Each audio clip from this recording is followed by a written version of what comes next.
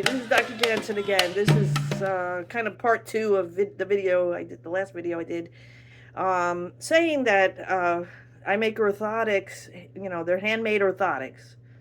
Well, actually, kind of all orthotics are handmade because if you take some glue, and there's a commercial where the guy's like flipping the brush around, and he glues the top cover on a plastic insole, pre-made insole. Ta-da! Handmade orthotic.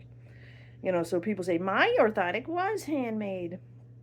Yeah, okay, fine. So, Betty Crocker, put water, make the cake. That's handmade cake. It's kind of like that. But what's different about me is not just, not that it's handmade orthotic. The difference is handmade plaster of Paris cast that's modified so that your cast, the model of your foot is not not what it is, but what it should be. Because, why should we just replicate what it is?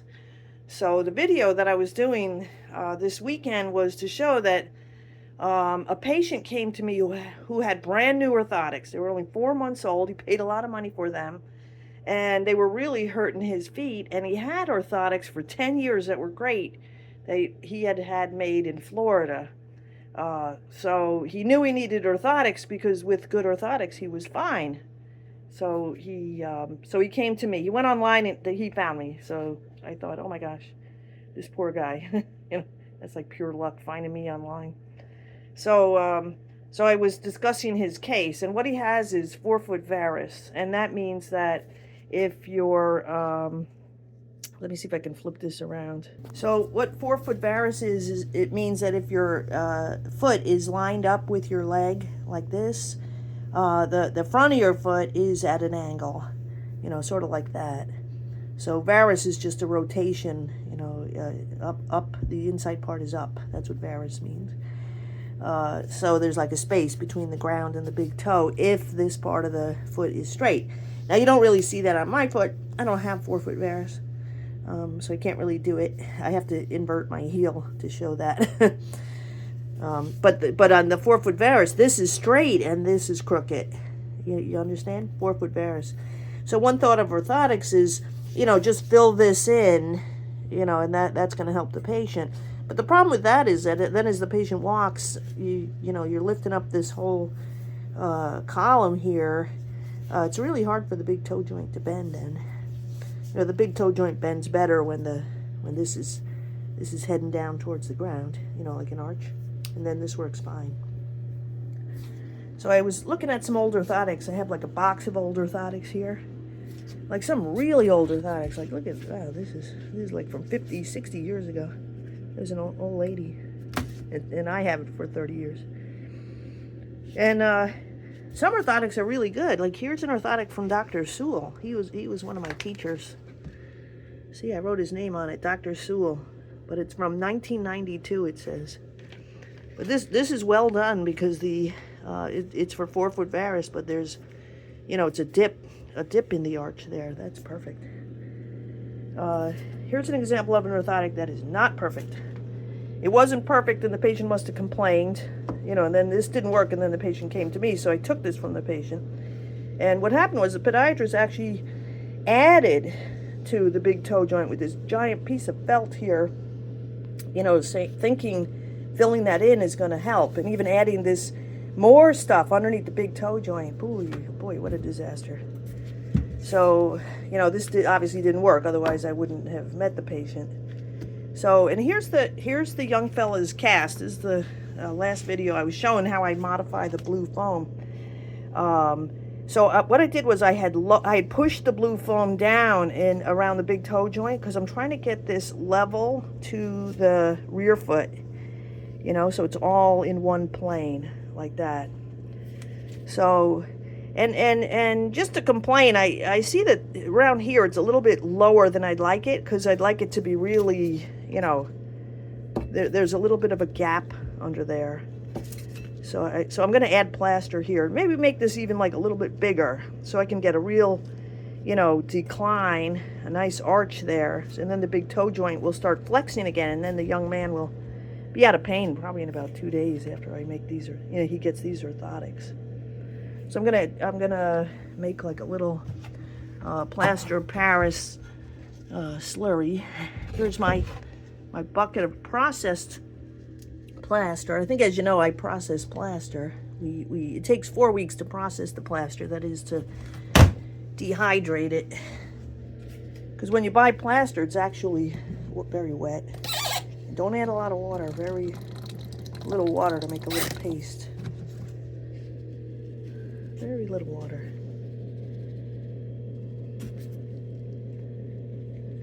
So I'm gonna make a little plaster ball here.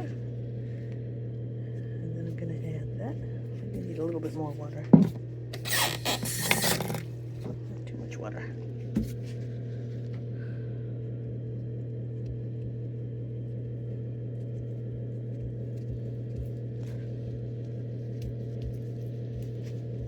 And I do it by hand, you know, so I can really make sure I'm doing it right. And this is, you know, I've been doing this, I don't know. I think 86 was when I made a pair of orthotics in school, so I don't know, it's coming on 40 years now.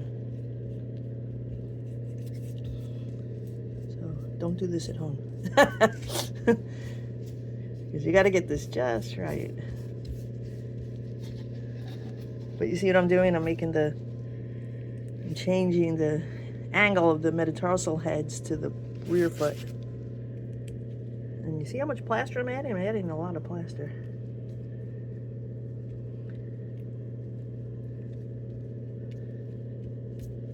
And this guy, I've done this many, hundreds of times, maybe thousands of times, I don't know. I can predict this guy, this young guy, pain will go away with this in about 2 days flat. Can you imagine, after having 4 months of pain? His wife threw his old orthotics out. I guess they were real ratty looking, you know, 10 years old orthotics. She threw them out. But he's had a rough year now, you know, because after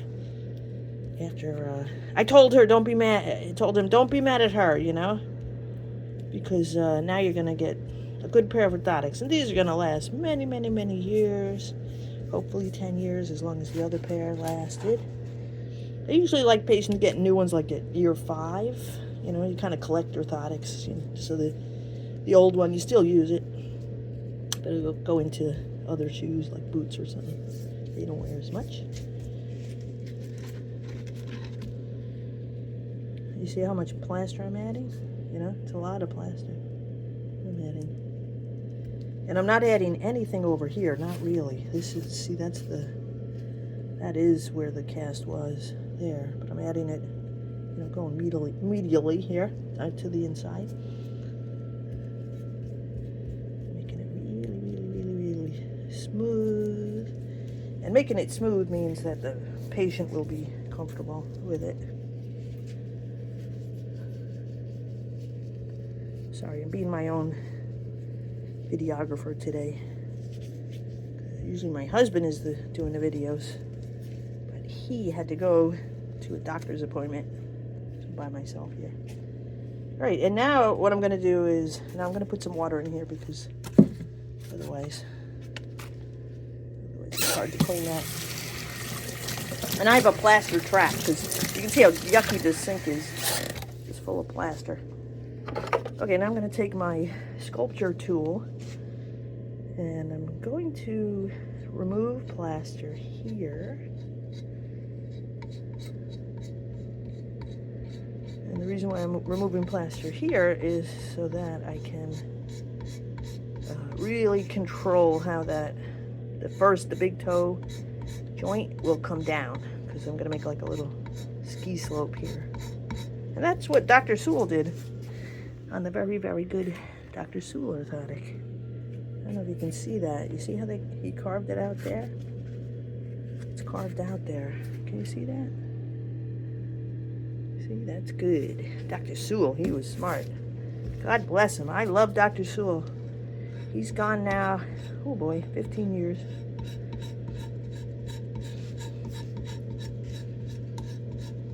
He was my mentor.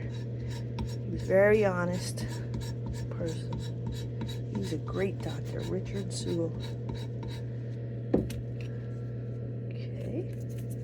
And now it's kind of rough here, so I'm gonna smooth that out. Take some water.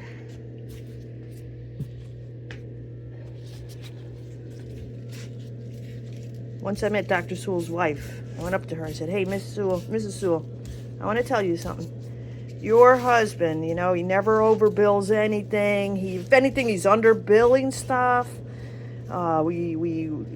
He teaches us what to do.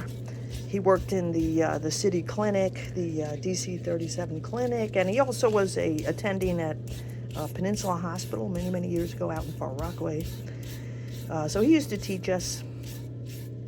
Once I saw his wife, I said, Mrs. Sewell, your husband is my role model for being an honest practitioner. He's he always does the right thing for the patient, and he's honest in everything he does and how he bills, the way he runs his business, everything."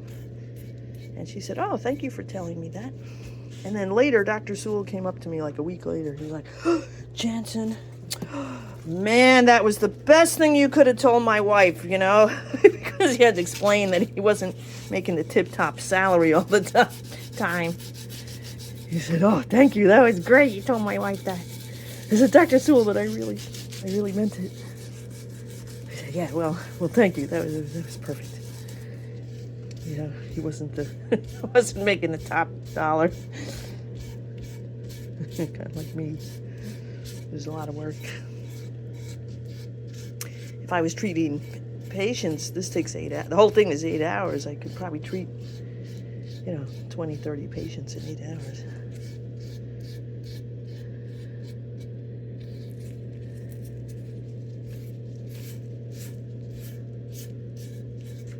Ah, look, this is coming out very beautiful. See how this is high? Keep this high here. This is high, this is low, and then this is high, so it's all in line. And this is high because it is high on his foot, this is the real plaster here, the original plaster here, but this is all added plaster, see, so it's now, like I need something flat so you could see it. Let's see if this is kind of flat, like a piece of material. See, so now there's no gap, and it's straight. The first med head is in line. That the piece of material is parallel to the ground. So that looks perfect. It looks very nice. So this whole thing, just modifying it, took me just now, I don't know, half an hour. It's not ready yet either. It's wet, so I have to kind of process it again, dry it. I have to dry it and then polish it off again. That's going to take me probably another 10 or 15 minutes to polish it, I think. And then it'll be ready for me to make an orthotic on it. All right, well, thank you for watching. I hope you understood what I was saying. This is forefoot varus. I mean, there's 100 foot types, 100 different problems, But I think you could see, if you can understand what I was showing you, that modifying the cast, changing the cast to be the foot that it should be, is the secret to why I have such good success with my patients. It's because, and this is old-fashioned art. This is really old-fashioned. I think I'm really one of the last people in the United States to do this. It's very time-consuming, and it takes a long time to get good at this. I think it took me 10 years to be good at this. So I'm sorry to all the people I made orthotics for in 1991, 92. But now I'm very good at this.